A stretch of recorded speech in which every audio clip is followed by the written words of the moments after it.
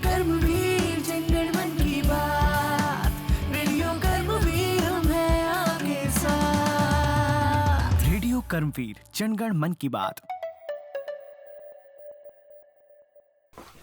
राम राम किसान भाइयों, मैं हूं आशीष जोशी। आप सभी का रेडियो कर्मवीर पर हार्दिक स्वागत है। मेरी माटी मेरा खेत कार्यक्रम में एक बार फिर हम लेकर आए हैं आपके खेतों और खलिहानों से जुड़ी विषयों पर वो सब बातें जो आपके लिए दैनंदिन जीवन में बेहद उपयोगी हैं। आज हमारे साथ इस खास कार्यक्रम में बातचीत करने के लिए मौजूद हैं जाने माने कृषि वैज्ञानिक और मध्य प्रदेश कृषि विभाग के सेवानिवृत्त संचालक डॉक्टर गोपाल सिंह कौशल जी। मैं उससे पहले एक बात बताऊं, कौशल जी आपका हार्दिक स्वागत है। धन्यवाद। इस खास कार्यक्रम में हम सबसे पहले बताना चाहूंगा कि इस कार्यक्रम का जो प्रायोजक हैं वो है नेशनल फर्टिलाइजर्स लिमिटेड विजयपुर इकाई। और ये जो विजयपुर इकाई है यह एक शेड्यूल ए मिनी रत्न कंपनी है जो कि रसायन एवं उर्वरक मंत्रालय के तहत सबसे बड़ा सार्वजनिक क्षेत्र का संगठन है और देश में नाइट्रोजन उर्वरकों का सबसे बड़ा उत्पादक है। किसानों का मित्र, राष्ट्र का गौरव। तो आदरणीय कौशल जी, हम सबसे पहले चर्चा शुरू करते हैं। आज हम जैविक खेती की बात करते हैं। ये जो जैविक खेती है ये पारंपरिक खेती से किस तरह से भिन्न है? जी देखिए, जैविक खेती हम जो है इस हिंदुस्तान में 10 से 12 हजार वर्षों से करते चले आ रहे हैं। ये आज नई बात नहीं है। 10 से 12 हजार पूर्व से हमारी जो खेती थी वो बैल आधारित थी, पशुधन आधारित थी। पशुधन और खेत, इन दोनों का संबंध रहा है।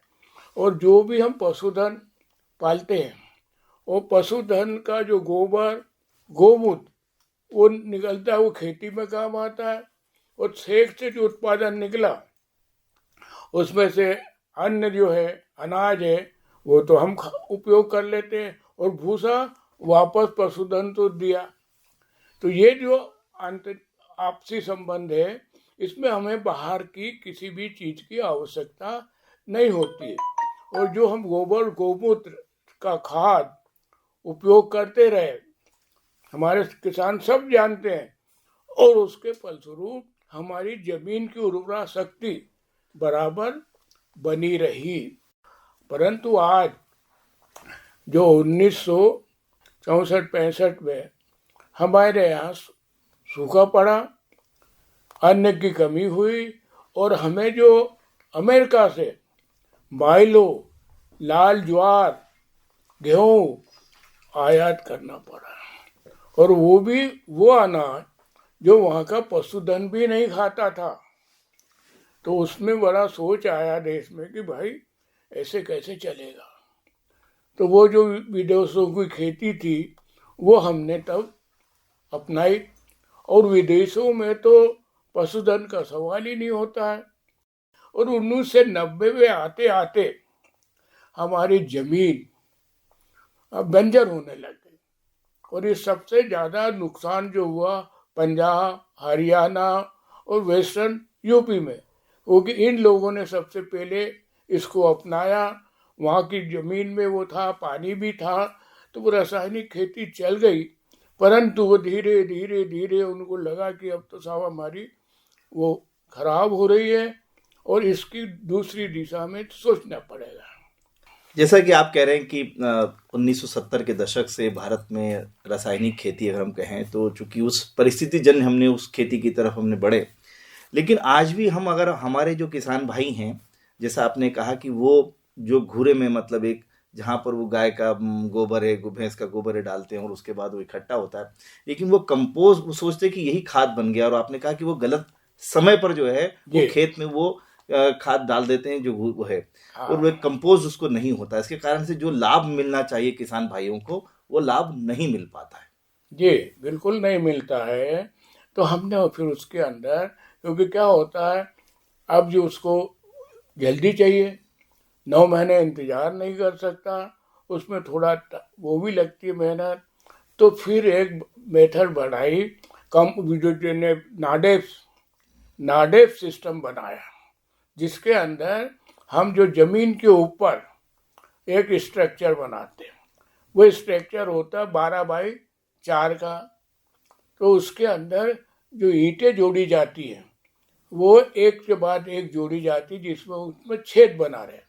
और छेद बनने से क्या होता है, उसमें हम पानी भी डाल सकते हैं और हवा भी आती जाती रहती है। तो उस नाडेप में 2 महीने में ये आधा पक के तैयार हो जाता है। और जो आधा पक के तैयार हो गया फिर उसको पलटते हैं, क्योंकि नाडेप में जब कचरा हम भरते हैं तो वो गीला होता है, उसको ऊपर तक 3 फीट तक ऊपर भरते हैं। मतलब नाडेप भी एक भरने का तरीका है कि उसमें पहले हमने कचरा डाला, फिर गोबर घोल के डाला, फिर कचरा डाला और उसको गीला करते रहे। तो नमी बनी रहना चाहिए, गोबर भी होना चाहिए, क्योंकि गोबर में ही सब जीवाणु होते हैं जो कल्चर का काम करते हैं। तो वो 1 महीने में नीचे बैठा, फिर उसको बाहर निकाल के फिर दोबारा हम उसमें भरते हैं। तो आधा पका जो कच्चा है वो नीचे चला जाता है, आधा पका हुआ ऊपर आ जाता है। तो इस प्रणाली में 3 महीने में ये हमारा खाद, यानी इसमें क्या होता है, 2 महीने के बाद हमने उसमें डाल दिए केंचुए। ये केंचुए भी विदेशी आए हैं, क्योंकि अपने देसी तो क्या होता है, देसी केंचुए तो बहुत होते थे। जब हमारी परंपरागत खेती चलती थी तो उसमें जमीन में भरे पड़े रहते थे। और जो देसी केंचुआ है, आप समझ लो कि वो तो जमीन का जो है मशीन ही है। नीचे वो 10-15 फीट तक नीचे जाता है, वो मट्टी खाता है, तो वो मट्टी ला के ऊपर जैसे जैसे नमी कम होती जाती है वो नीचे चला जाता है। जब खेत में नमी आई तो केंचुआ ऊपर आ जाता है। तो वो तो मट्टी खाने का काम करता है। पर ये विदेशी जो आइसोमिया हम बोलते हैं, ये विदेशी है और ये कचरा खाता, आधा पका हुआ कचरा। कच्चे में डाल दोगे उसको तो मर जाएगा, क्योंकि क्या होता है, कचरा जब पकता है तो उसमें से गर्मी बहुत निकलती है। अपन अपना हाथ डालो तो हाथ जल जाएगा, तो उसमें वो जीव है तो जिंदा नहीं रह सकता। तो इसलिए उसको आधा पकने के बाद हम उसके अंदर केंचुआ डालते हैं, और ये केंचुआ 1 महीने में आपको बढ़िया खाद बना के दे देता है। तो इस तरह से साल में कम से कम 3 बार आप खाद बना सकते हो। तो आपके पास फैक्ट्री शुरू हो जाती है, बनाओ अपने घर रखते जाओ, बनाओ अपने घर रखते जाओ। जी सर, जो रासायनिक खेती कर रहे हैं किसान, जो पिछले 50 वर्षों से अधिक समय हो गया उनको, लेकिन अब किसानों में भी एक जागरूकता आई है और जैविक खेती की तरफ बढ़ना चाहते हैं। मैं देखिए क्या होता है, उन किसानों को जैसे मैंने बताया कि सबसे पहले ये जरूरी है कि मुझे देसी गाय चाहिए। हालत ये हो गई है कि आपके ये भोपाल, बैरसिया, हाँ, या रायसेन, सीहोर, इन जिलों में जाओ तो देसी गाय ही नहीं मिलती। देसी गाय ही हमारी खत्म हो गई, क्योंकि अधिक दूध देने के लिए हमने विदेशी गायें पालने लग गए। और जो हमारी देसी गाय होती है, इसमें ये कुब्बड़ होता है। इस कुब्बड़ के सूर्य किरण वो करता है, तो सूर्य की वो लेके ये हमारे जो है दूध को भी, जो पीला आपने देखा होगा, हमारी गाय होती है उसका दूध पीला होता है, और जो विदेशी गाय का दूध पीला नहीं होता। तो हम तो विदेशी गाय के दूध को दूध ही नहीं मानते। वो A1 A2 हो गया, और हमारा जो देसी, क्योंकि अपन तो जानते हैं कि हमारी देसी गाय का दूध हम बच्चों को भी माँ के दूध के बदले भी वो काम आता है, तो इतना उपयोगी है। परंतु ये विदेशी होने से ये हमारे काम का नहीं। तो देसी गाय पालना होगी सबसे पहले। इसके लिए आपको घर बनाना होगा, जैसे कि नीचे से थोड़ा पक्का रहे, तो गोबर गोमूत्र आप उसका इकट्ठा कर रखें। उस जो है जो शेड बनेगा उसको पक्का बनाए तो ज़्यादा अच्छा है, नहीं तो मिट्टी और गिट्टी से कूट के बना सकते हैं। उसमें स्लोप दे और नाली बना दें। एक तरफ नाली का गड्ढा बनाए तो उसमें आप ये प्लास्टिक की कैन रख दें, तो गोमूत्र इकट्ठा होता रहेगा। और ये गोमूत्र हमारा जो है, इसको भी हम सीधे छिड़क सकते हैं। 10% 20% हम उसको फसलों पे छिड़कते हैं। और ये कीटनाशक माने कीड़े मारने का काम भी करता है और खाद भी देता है, दोनों काम करता है ये गोमूत्र। तो इस तरह से आपकी जैविक खेती शुरू हो जाती है। और मैं तो ये कहता हूँ भाई, पहले देसी गाय लाओ, अब वही बोलते हैं देसी गाय तो है नहीं। हमने कहा यार नहीं है, निकल जाओ सड़क पे। लोग तो आजकल जो है दूध निकला और छोड़ देते, फिर वापस भी नहीं लाते उसको। आप लाके बांध लो अपने घर पे। तो इस तरह से आपको गाय भी मिल जाएगी, गोमूत्र गोबर भी मिल जाएगा, और ये आपकी फैक्ट्री भी शुरू हो जाएगी। और सबसे बड़ी बात है कि हम ये जैविक खाद जो देते हैं, इसकी जो है कम ज़्यादा का झगड़ा नहीं है। आप जितनी डालते जाओगे खेत में, उतनी ही जमीन उपजाऊ होती चली जाएगी। एक आपने एक महत्वपूर्ण बातों का तो हमने जवाब दिया कि इसकी जो उत्पादन क्षमता है जैविक खेती की, जो रासायनिक खेती से उससे उत्पादन कम नहीं होता है। लेकिन हमारे किसान भाइयों को जो सबसे बड़ा डर लगता है कि रासायनिक खेती में उनकी जो लागत होती है, मतलब जो खेती करने के लिए जो सारी चीज़ें अन्य सामग्री है, जैविक खेती में लागत उनको लगता है कि बढ़ जाएगी। लागत बढ़ने का सवाल ही नहीं उठता, क्योंकि हम जैविक खेती में ये बोलते हैं कि आप अपना बीज बनाओ। हम तो जैविक बीज जो होता है ना, देसी बीज, उसको बहुत अच्छा महत्व मानते हैं। आप अपनी खाद घर पे बनाओ, कीटनाशक घर पे बनाओ, नीदानाशक घर पे बनाओ। बाहर से आपको कुछ लाना ही नहीं है। यदि बाहर से आदान ला के आपने जैविक खेती की तो भूल जाओ, इसको करो ही मत, अपनाओ ही मत। तो इस तरह से इसमें लागत बढ़ने का सवाल नहीं होता है। इसमें तो जो भी है, मैं अपना घर की मेहनत, घर पे काम करते हैं, अपन मजदूर लगाते हैं, तो वो खर्चा है जो आपका शून्य है। और मैं ये कहता हूँ कि अपन जो मनरेगा चलता है हमारा शासन का, एक बहुत बड़ा मजदूरी देने का कार्यक्रम। अब मजदूरी में क्या होता है, वो कहीं सड़क बनती है, कहीं तालाब खुदते हैं, मतलब। परंतु मैं कहता हूँ सब मनरेगा आप किसान आधारित बना दो। ये मनरेगा में करने वाले मजदूर किसानों के खेत पे काम करने के लिए लगा दो, और आधी मजदूरी किसान दे, आधी मजदूरी सरकार की तरफ से जाए, तो किसान के खेत पे काम भी बहुत होगा और लोगों को मजदूरी भी मिले। होता क्या है कि ये कुछ काम होता नहीं। आज ये हालत है कि किसान परेशान है। लोग खेती छोड़ छोड़ के शहर में क्यों आ रहे हैं? क्योंकि वहाँ मजदूर नहीं मिलते। अब ना मजदूर मिले तो खेती कैसे हो? ना काटने के लिए मिलेंगे, ना उसकी गहाई करने के लिए मिलेंगे। स्टोर है कर, बहुत सारी चीज़ें आ गई, ट्रैक्टर आ गए, कंबाइंड आ गए, सब कुछ आ गए, फिर भी ये मजदूर मनुष्य का काम जो है नहीं ले सकते। आदमी जो करता है, किसान जो करता है, उसको नहीं।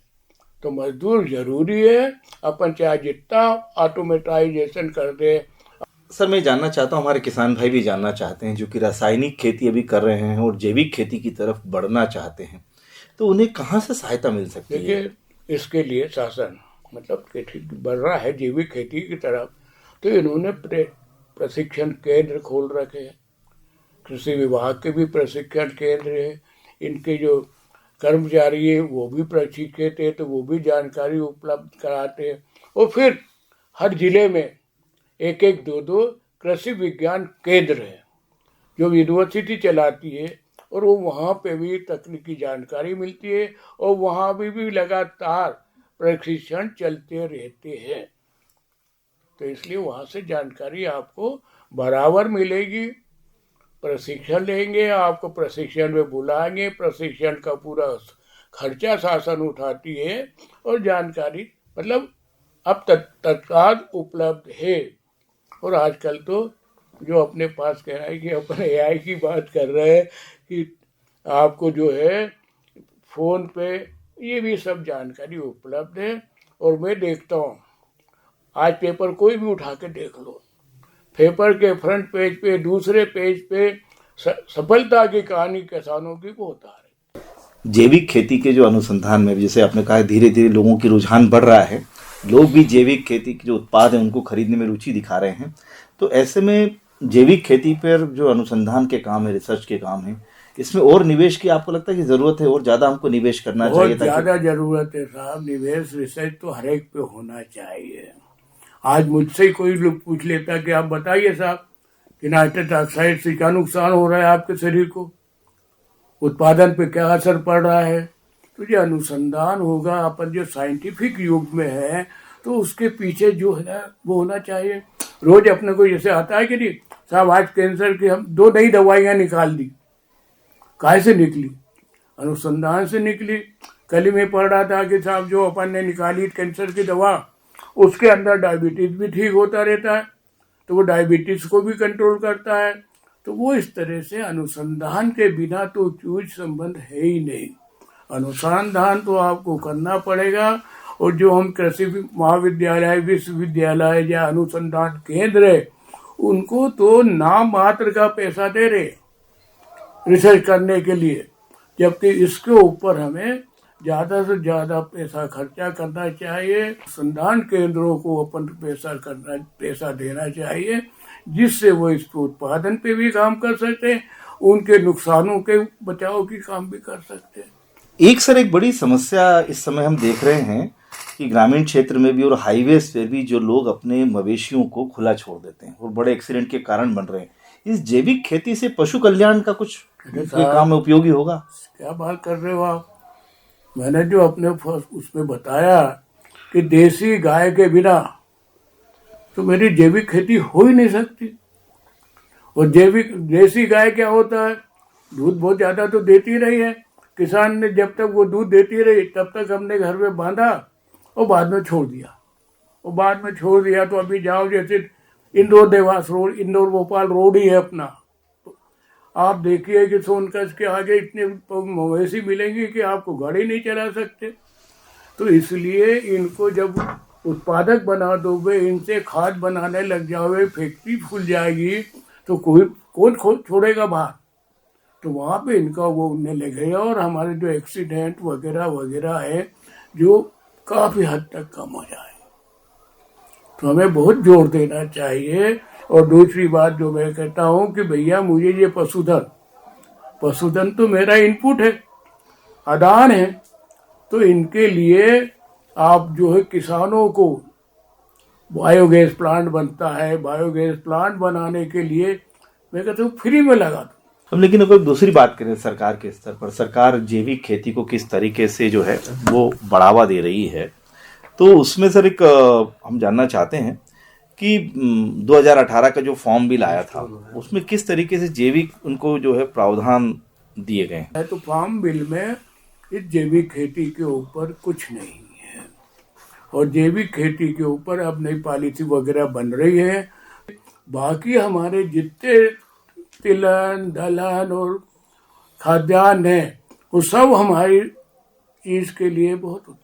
आज हम बहुत बात कर रहे हैं कि साहब वो कौन सा मोटा अनाज पैदा करो, मोटा अनाज खाओ। अरे मोटा अनाज क्या है? ये अब ये मंडला डिंडोरी जिसकी यहाँ की जमीन उबड़ खाबड़ है, जिससे पानी भी नहीं रुकता, राम तिल वहाँ एकदम बढ़िया पैदा होता है, कोदो कुटकी ये सब बढ़िया पैदा होती है। और वहाँ के लिए गेहूँ यहाँ के लिए। अब हम चाहते हैं साहब, हमने भी जब थे तो शुरू किया, अरे नहीं साहब इसकी तो कीमत नहीं मिलती है, उसको कीमत लेने वाला अनाज पैदा करवाओ। तो उसके साला कोदो की खत्म करवा के चावल पैदा करवाने लग गए। अब चावल उस ना तो क्षेत्र के लिए उपयोग और ना वहाँ के उपभोक्ता वो जो पैदा करता है उसके लिए भी उपयोग रहे। जहाँ पे गेहूँ पैदा हो वहाँ गेहूँ पैदा करो, जहाँ वो दूसरी फसल जो उपयुक्त नहीं है उसको पैदा करके क्या करें। पहले हमने गन्ने के उत्पादन के लिए बहुत सारी फैक्ट्री शुरू की। अब ऐसी जगह पैदा की जहाँ जल्दी पानी नहीं था, भूजल ही नहीं था, अब वहाँ गन्ना फैक्ट्री हो गई, सब फेल हो गई। अब सबके काम है नर्मदा किनारे लग रही है गन्ने की, तो वहाँ पानी है, पर अब वो धीरे धीरे वो भी पानी कम होता चला जा रहा है। हालांकि इतना बड़ा नर्मदा बह रही है, उसका पानी हम उपयोग नहीं कर पा रहे, हमारे हिस्से का पानी हम उपयोग नहीं कर पा रहे, परंतु फिर भी जो क्षेत्र है क्षेत्र के लिए उपयुक्त फसलें हैं वही लगाना चाहिए। एग्रो क्लाइमेटिक कंडीशन के उपयुक्त और नीचे जलवायु माइक्रो जिसको बोलते हैं सूक्ष्म जलवायु के लिए जो उपयुक्त है वो फसलें। सर आखिरी सवाल, आप जैविक खेती के लिए किस तरीके से भविष्य में संभावनाएं देखते हैं, क्योंकि किसान भाई ये भी जानना चाहते हैं कि भविष्य किसका है, देखो उसी साहब, तरफ रुख करना चाहते हैं। रुख यही है, आज से आप समझ लो 15 साल 20 साल जैविक खेती के अलावा कोई खेती नहीं बचेगी।